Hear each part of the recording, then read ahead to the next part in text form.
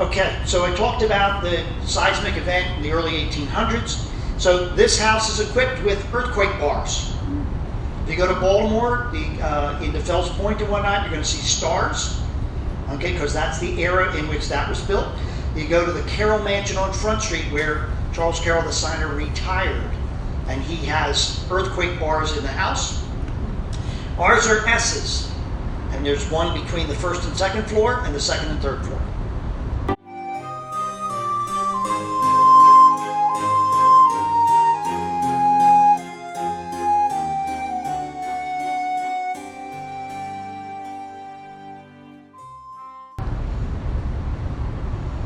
Now, anybody a student of architecture?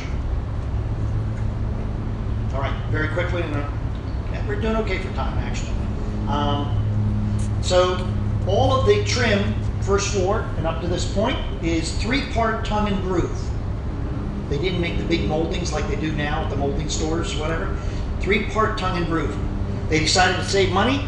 This is going up the second floor, and it went to 2-part tongue and groove to go up to where the children lived after that. Little nuances that we noticed as we were restoring and all those sorts of things that they had budgets too, I guess, you know.